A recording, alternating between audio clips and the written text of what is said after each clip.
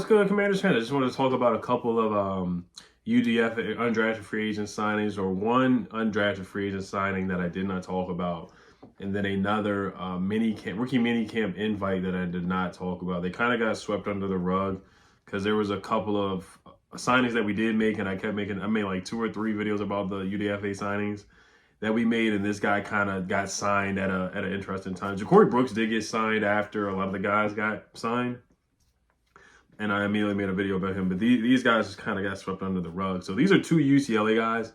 As we know, Adam Peters loves that pipeline, bringing in these guys. And, Ken Norton Jr. was at UCLA. There was the whole rumor about bringing in Carson Schlesinger, and they really like Femi Oladejo. They went to their pro day. They fell in love with Femi.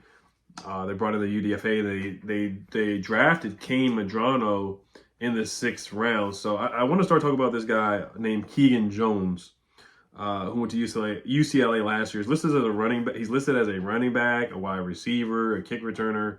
This guy does it all. He did not have any punt returns, though, in his college career, which was interesting. Let me make sure I'm correct on that, because I do see kick returns, but I don't see any. He had 1 punt return. He had 1 punt return in 2023, which is really odd.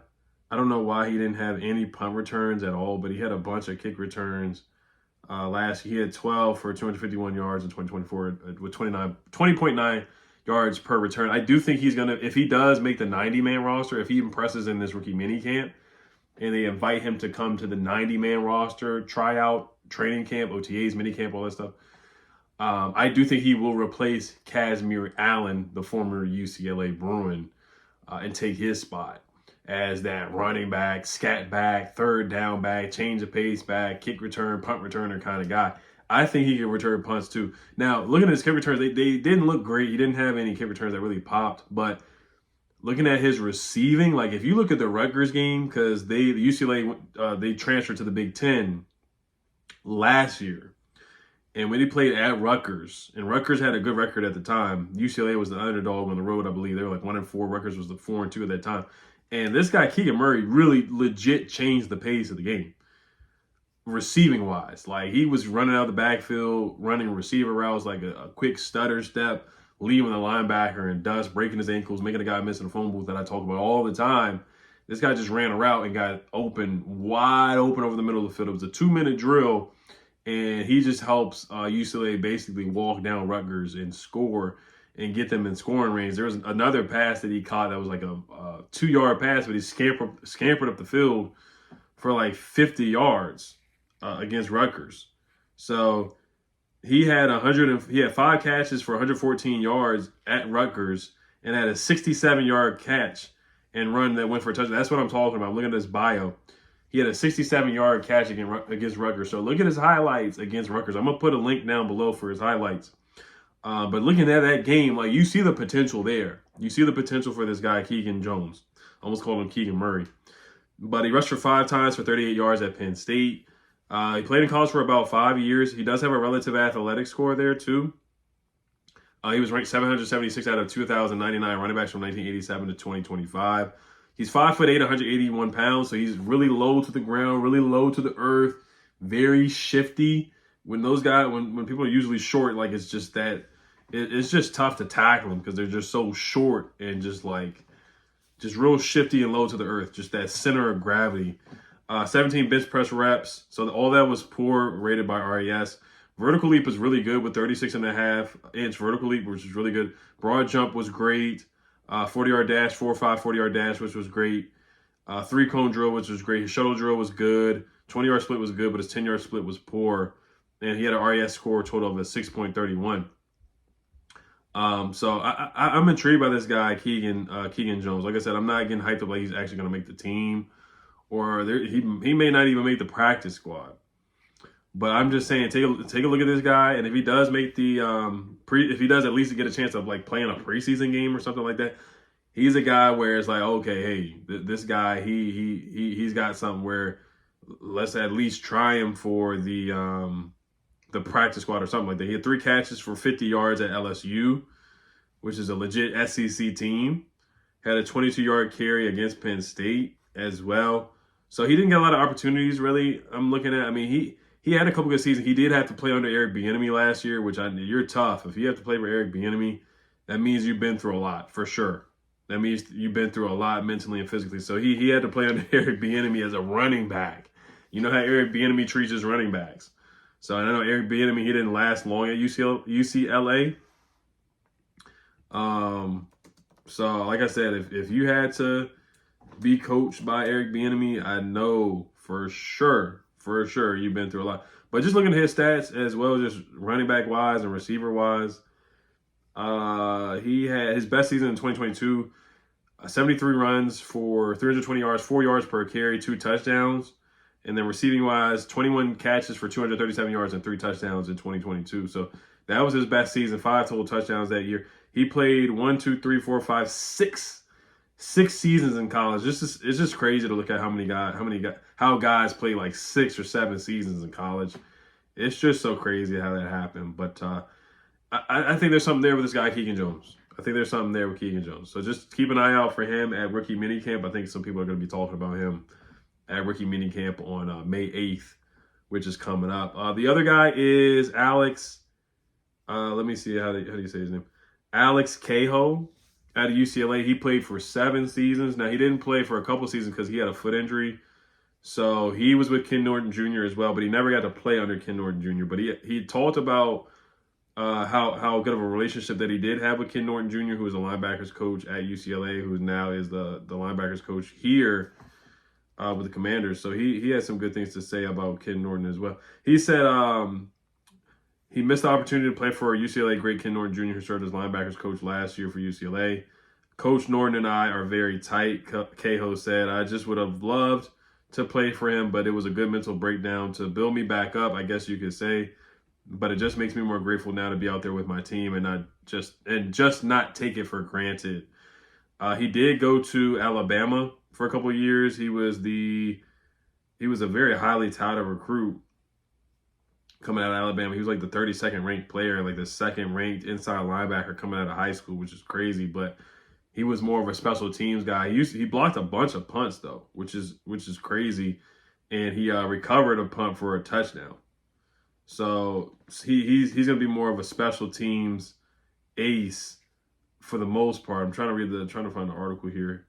Right here. So in 2019, he recorded 3 blocked punts, one of which he recovered for a touchdown. His 3 blocked punts are the 2nd most in Alabama single-season records. Added 20 tackles with 1 for a loss. Named one of the special team players of the week by the Alabama coaches for his play against South Carolina, Ole Miss, Texas A&M, and Tennessee as well. So Alex, he was more of a special teams guy for the most part. Just injuries, man, really derailed his career. He was really, really good on special teams, like I said before. I'm going to bring up his RAS score as well. He was actually on the Comeback Player of the Year watch list, but that season just didn't pan out to make Comeback Player of the Year. He had a 4.5 40-yard dash, which was great. A 20-yard split, which was great as well. 10-yard split was good. 3-cone drill, which was elite, which we know Adam Peters likes that a lot. His shuttle drill was good. Vertical leap, 33-inch vertical leap, which was good. Broad jump, good. Height and size was okay with 6'1", 231 pounds. 14 bench reps, which was poor. 7.33 RAS score. Now, his best season in college, he did have 3 sacks, though. So if it wasn't for that foot injury, maybe he does have a different career. He had 3 sacks, played in 11 games, 32 tackles, 6 tackles for loss, a pass deflection, and a forced fumble. So ball was life. He had a couple of moments where ball was life for him in 2021. But Alabama, he just couldn't get on the field unless it was special teams. He had 1 tackle for loss in 2019. And then his senior season, he played in 8 games. He had 26 tackles, 1 tackle for loss, and 1 sack. So his career just never really panned out for the most part. But he did, like I said, he had the punt block touchdown. So this guy was getting busy on special teams, man. He was getting busy on special teams in 2019. So he's an athlete, man. He's an athlete. 4.5 40-yard dash. And just being able to block punts like that and time them like that, you have to be a superb athlete. So I don't see him making the roster, but he'd be on the practice squad if he is going to be eventually made potentially a Nick Bellore replacement. I think Larry Izzo is very happy with this signing, bringing in Alex Cahoe. Because, like I said, three block punts is crazy, man. That really is. 6'2", 235 pounds. Former 5-star. See, one site says he's a 4-star. He was a 4-star recruit. But this guy's an athlete. and he's a special teams ace. So let's see what Alex Cahoe can do for sure. All right, so lastly, I just want to talk about Jayden Daniels here. So somebody posted a picture here of Jayden Daniels, and they said that he bulked up. These are the OTA Phase 1 workouts. It was Chris Worthy on Twitter that put this picture up. He says that, I know Jayden said one of the things he wanted to work on this offseason was to bulk up and add more weight. I see a difference already. So a lot of people are commenting and saying that they don't see a difference. Now, I am going to put up this picture as well from last year, where there's one with Cliff and there's one with Mikey Samerstill at the rookie minicamp and in training camp. And you do see a little bit more definition in his legs, paws, looking at the guy's legs. So I'm just get that out the way. But, from a serious mature standpoint, I love the Grinch Kobe's that he's got on in this picture. I love those Kobe Grinch. I have the sixes I have the blue shark sixes back when I was in high school. I love the Kobe sixes when they came out. But looking at his legs, yes, they do look more defined. I'll say that. He does look stronger. It's not in the Mayo Forbes situation where there was a high schooler standing next to a Mayo Forbes and his legs look like the SpongeBob legs that somebody made that meme and put the side-by-side on. But my take on it, I do like that he's bulking up, but at the same time, I don't want him to gain too much weight. Now, gaining muscle weight is fine and stuff like that. But I do want him to keep his elusiveness and his speed. He's not going to lose his speed. We know that for sure.